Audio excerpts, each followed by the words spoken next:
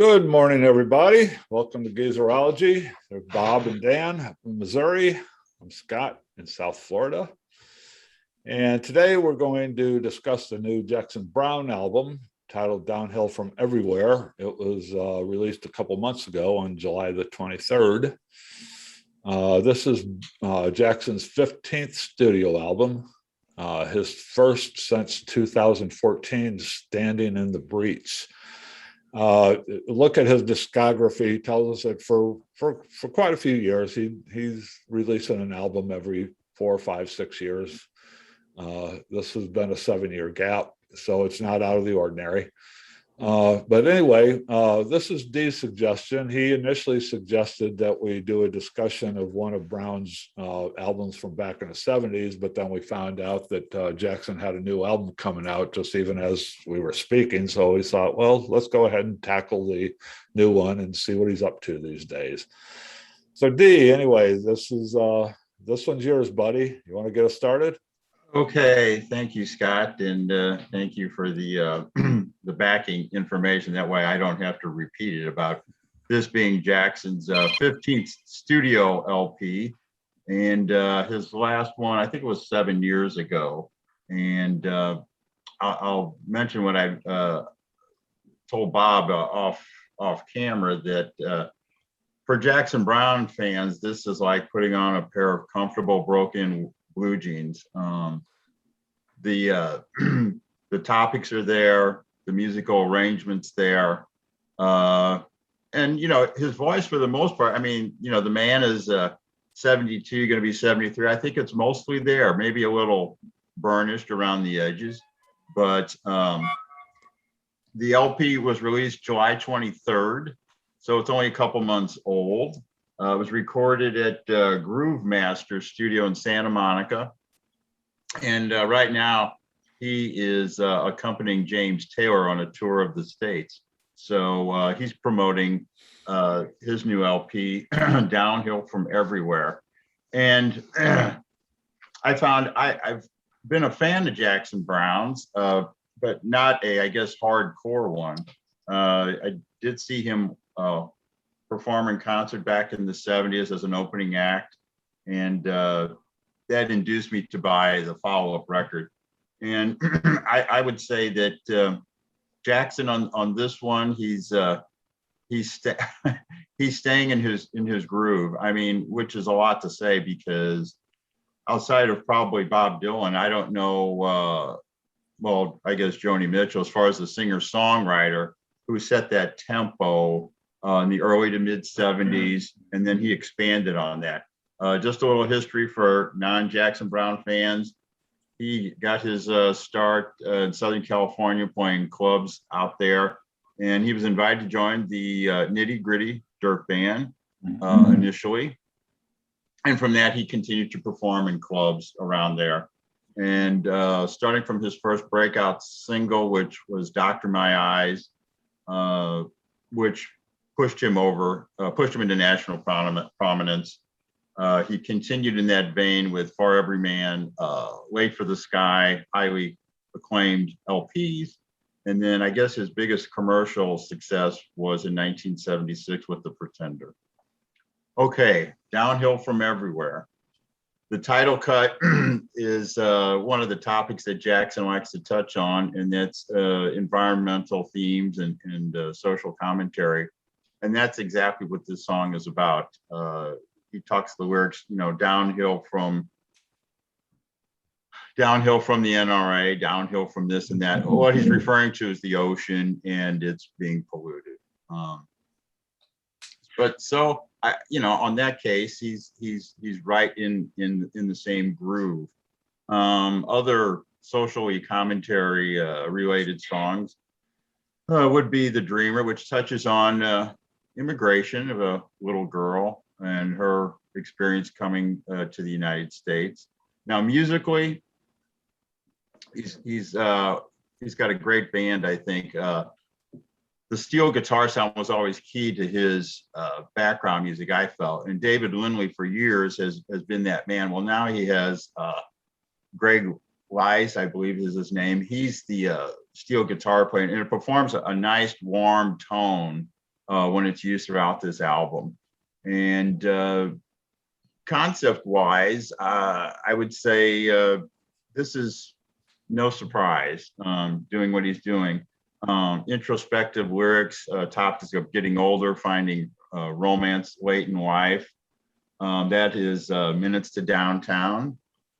And the one track that was released, I believe as a single, was called My Cleveland Heart. And people may wonder why Cleveland? Well, Cleveland, I forget which hospital and research center there has a leading heart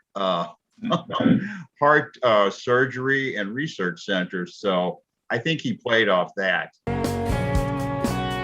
I expect the real changes to start when I finally get my Cleveland heart. They're made to take a passion and never lose their passion. They never break, they don't even bleed, and they don't ache, they just plug in and shine. Don't make mistakes, and they don't know defeat, like my heart makes, like this broken heart of mine. That song, it kind of rocks in the way of Boulevard, some of his other tunes like that. So the album is very introspective. I think a number of tunes with that. But Cleveland Heart is kind of catchy. And of course, his Cleveland Heart is actually a mechanical heart to replace his human heart, so to protect him from all the slings and arrows of human experience. That's my tug into it. And one of the other tunes that talk about, of course, finding romance late in life is Minutes to Downtown. It's kind of a quiet, soft, typical soft rock ballad. Now he is joined by some female vocals on this album, particularly on A Human Touch, which is probably one of the more, I don't know what the word I want to use, not exquisite, but something like that.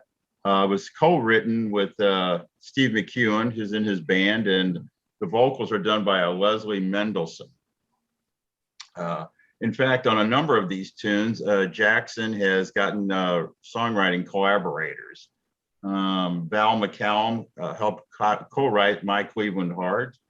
Love is Love, another tune, was co-written with another songwriter by the name of David Bell. The Dreamer was co-written with Eugene Rodriguez and David Hidalgo. Now, interesting about that is David Hidalgo was a member of Los Lobos. And of course, it is about a girl crossing the border and hoping to stay in the United States. And there's some lyrics in Spanish. In fact, there's another tune where they're sung in Spanish. And back to, Jackson, he doesn't really have much to prove anymore, but I think this album says he still has a little bit to say, at the point of his life, and he's looking at life from, the point of view of being 72 years old. And Jackson Browne fans will not be disappointed. It's here, the social commentary, the introspective lyrics. He's got a great little band. You got to have that steel guitar. It may not be David Lindley, but this guy that he has here, Greg Wise, he puts it right there.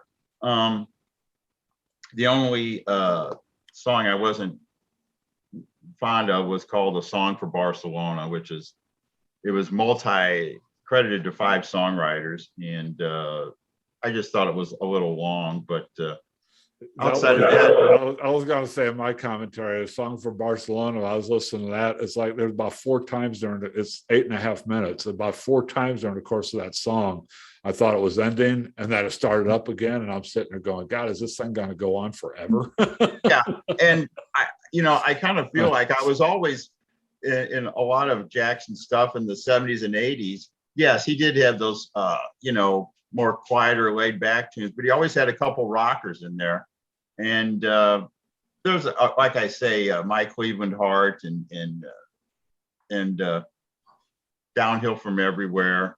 Those are there. But, he's not afraid to write about songs that on issues that are important to him, ocean pollution, things like that. And I think the trick is for him is to make it palatable in a musical sense too. He gets it, and being that it's Jackson Browne, yeah, I think he's done that, and I think I would go see him in the show with James Taylor if I could get a ticket, but those look like those are scarce and hard to come in. I mean, it's that early '70s stuff. It still rings true. And I think he's careful with releasing stuff. He doesn't release anything unless he feels like it's, worth it. So yeah, I'm glad he's doing it. He's one of the few contemporaries that's writing and releasing new stuff. So I'm hearing from you that you think that this is a successful effort here by Jackson. That's kind of what I get from your commentary. Yes, I would say it's not quite, a ringing endorsement, but yeah, I think it's successful. Yeah, it's got generally good reviews. People aren't raving about it. I'm looking at critics aren't raving about it, but they're giving it good reviews. Yeah. Metacritic has it as 76 out of 100, which means generally favorable. And one, critic that I came across, or review of it, called it almost an inspirational album. So, if you're a hardcore Jackson Browne fan, I would say so. And it's one of these albums you have to sit and listen to it. It's not gonna make you jump up like Redneck Friend or things like that, but it's there. And I think his voice is it's a little bit older, but I think it's held up pretty well. I just noticed that it's like 1, 2, 3, 4. There's 10 tracks on this album. Jackson only wrote 4 of them.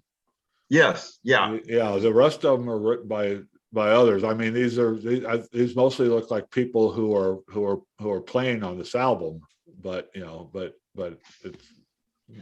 it's definitely a group effort, not just it's billed to Jackson Browne, but it's definitely a group effort. It appears. Yeah, which I think is natural for him to kind of spread it around. It might take a little pressure off him too. Yeah. To come up with that. So he's not running away from his past or the lane he's in. I think he's just putting another tally mark on the singer-songwriter niche that he helped create and enlarge. Bob, what did you think of this album? Okay, so Jackson Browne released his first album in 1972. So he's closing out 5 decades as a performer. And this isn't quite Rock Me on the Water and some of the things, but I really, really loved this album. It's comfortable to listen to. This is a person who he's mining some themes that he's looked at throughout his career. He still has his social activism, going back to the Pretender days. He's looking at his place in society, who he is. As a person who's growing older himself, I really identified with a lot of the themes and things that he's writing about.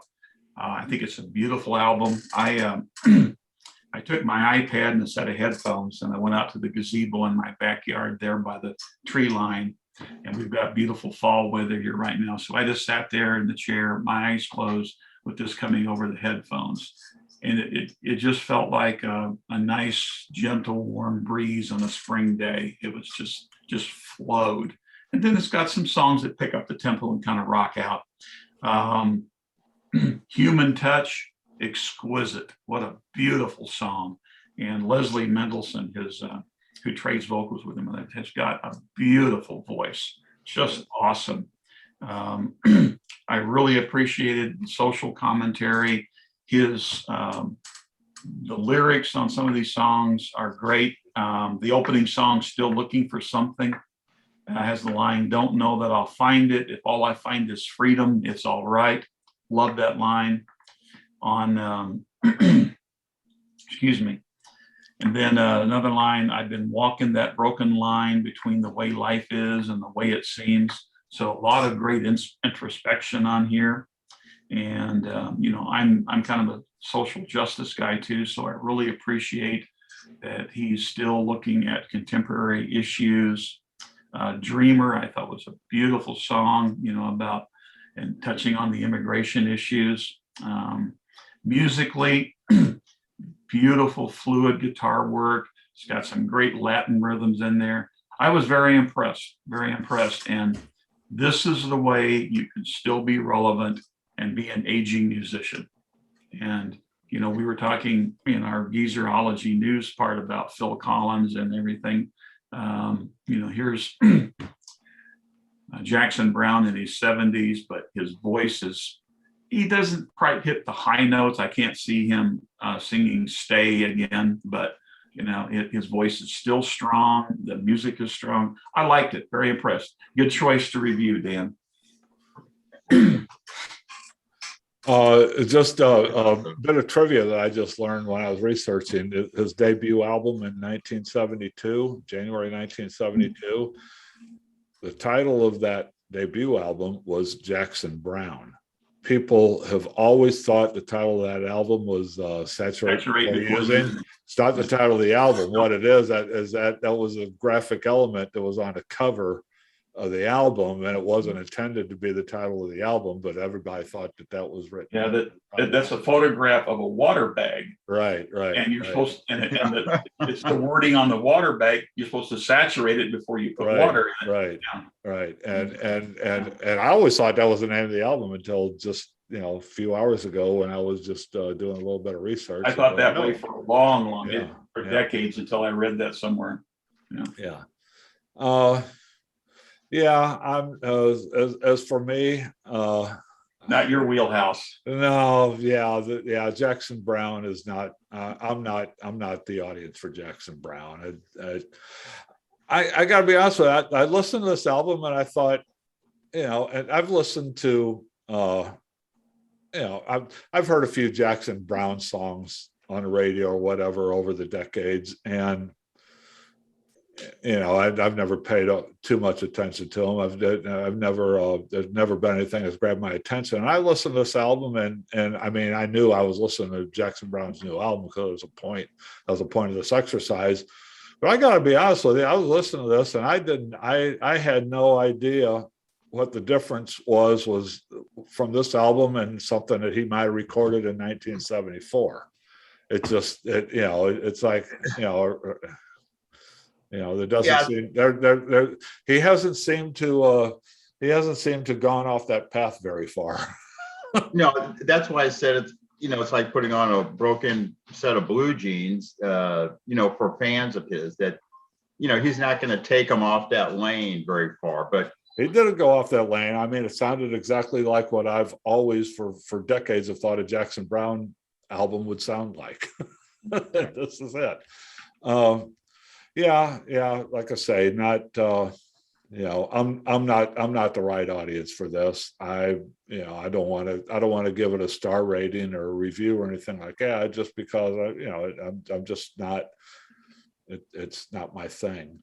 I appreciate the effort, but I was just, like I said, I was just surprised that so many other people wrote these songs.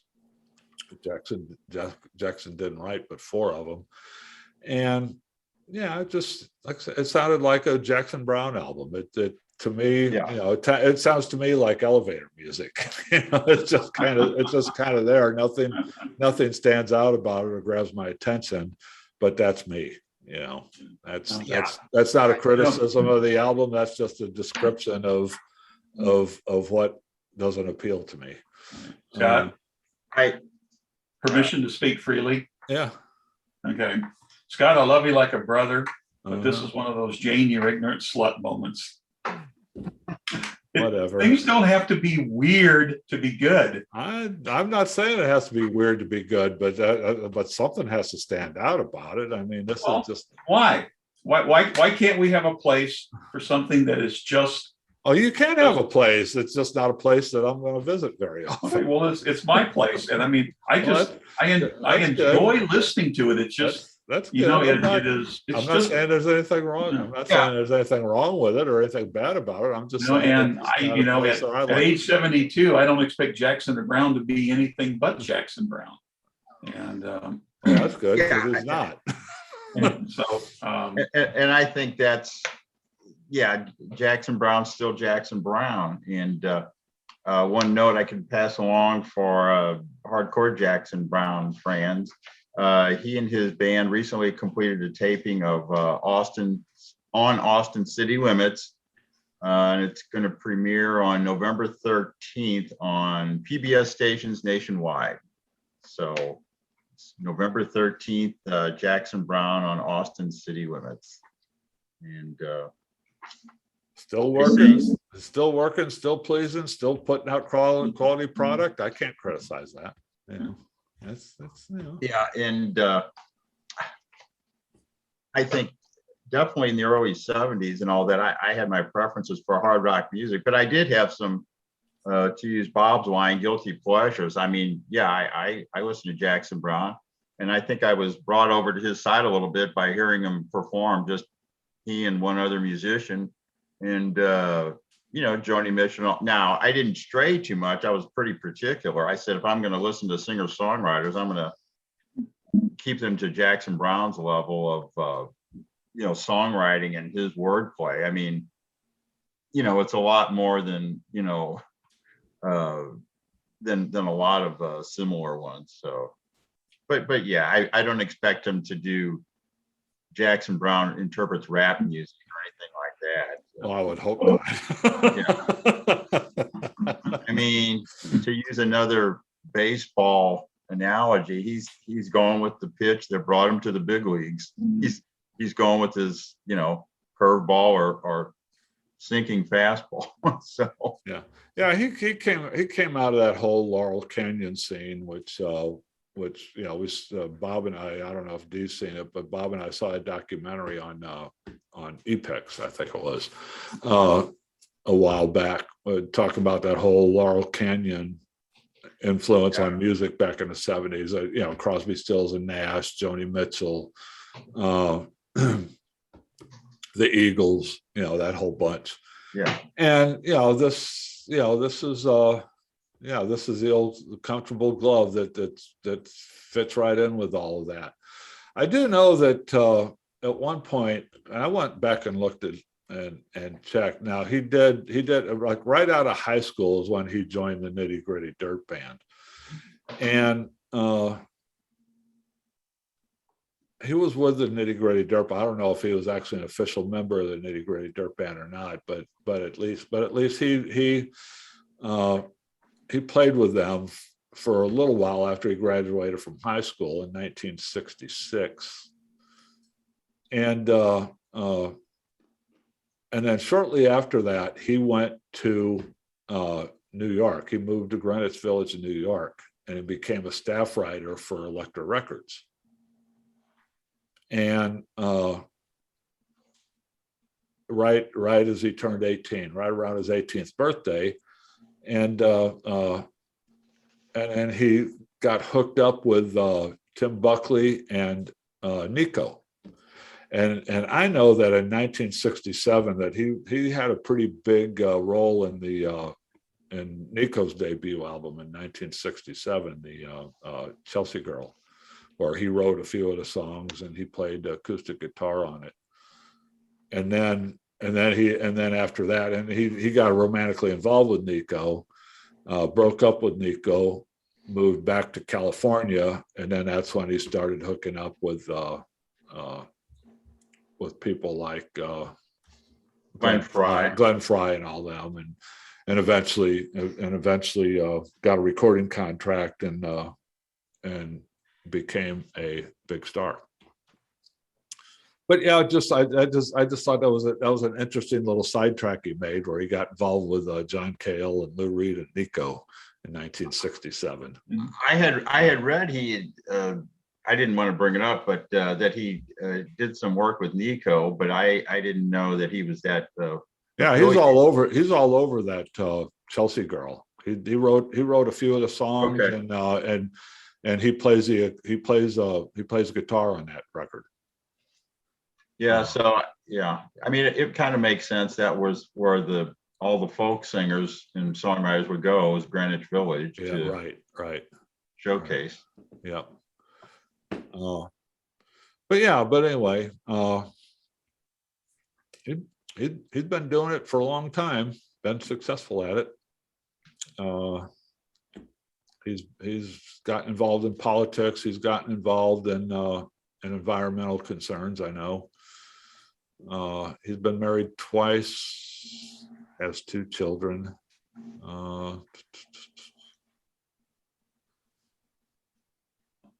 He began dating actress Daryl Hannah. Isn't that the one that Neil Young's with now? Yes. Neil Young's married to her. Oh, Neil Young's married to her. Yeah. Anyway, yeah, Jackson Browne, big guy out of California. I'm more of an East Coast rocker, I guess, because all that East Coast scene has never grabbed my interest too much. Except for, as they pointed out in the Laurel Canyon documentary, the Doors is what happened at Laurel Canyon at night. Yes. Yeah.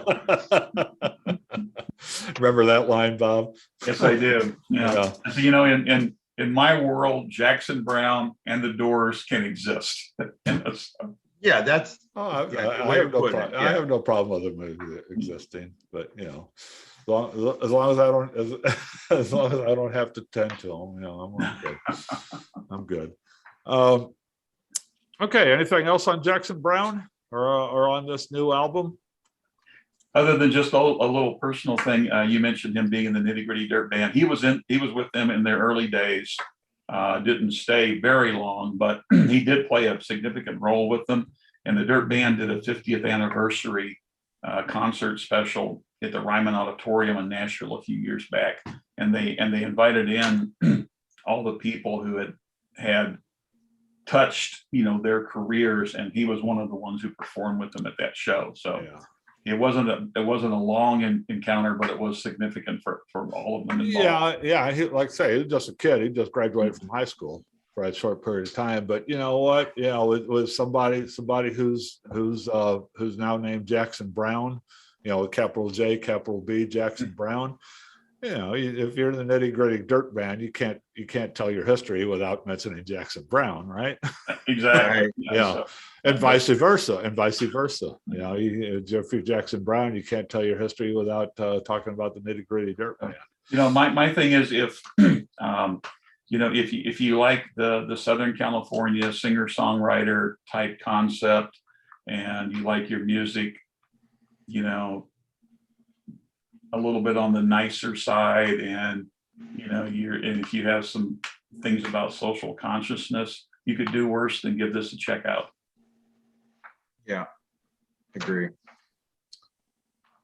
I just noticed here too, one more thing. I keep finding these things scrolling through here. He was quite instrumental in advancing the career of Warren Zevon. Oh, that I did not know. Yeah, and he also worked closely. He did a lot of producing for Zevon. He produced Zevon's first 2 albums, and he worked very closely on those 2 Warren Zevon albums with Waddy Wachtel. And Browne could take a lot of credit for the launching of the Eagles, because their first big hit, "Taking It Easy," was actually his song, and he had started working on it was like a fragment that he had, and they took it and ran with it. I do remember that. I think he was living he and Glenn Fry were living in the same house, but they had like separate apartments. And Glenn Fry, could hear Jackson working on that song, and ultimately stepped in and added material to it and gave the Eagles their first big hit. So. Yep. That all happened at the time when Fry and the other Eagles were Linda Ronstadt's backing band, right? Yeah, I mean, interesting. They're all related. They're all intertwined. They all Yep. hung out at the same coffee house. Yeah. But I prefer Jackson Browne's version of "Take It Easy" than the Eagles. I mean, I've never been a big Eagles fan. I've never purchased any of their albums, but anyway, the way that he did it, and then it transitioned into another song totally. But that's on one of my road trips several years back, we drove through Winslow, Arizona. So we stood there on the corner, and they have an intersection in the city, and it's actually part of the original old Route 66. And on one corner, there is a store that sells nothing but Eagles related stuff. And on the other side of the street, there's a flatbed Ford truck parked. And so they rebuilt this entire intersection around that song. And there's a statue there on the corner. And if memory serves me correctly, it's actually Brown, I think, as a tribute to the song. Yeah. So Sure.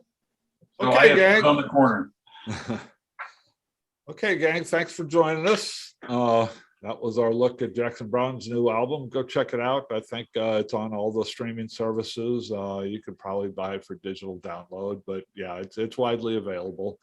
It's still new, only a couple months old, so it's still out there making the rounds. And Jackson's going on tour, as Dee mentioned, with James Taylor, and we'll do an appearance on NPR coming up. So you'll be hearing a little bit more from Jackson Browne here in the next few weeks. But anyway, so join us again on Sunday for another edition of Geezerology Gazette. And next week, we're going to stay in the 21st century. We're going to have a discussion about the debut album from Arcade Fire called Funeral, which is a pretty acclaimed album. And we'll be doing that next week. And we have some pretty cool things planned for the next few weeks. So come back and join us. Thanks for joining us, everybody. So long. Take care.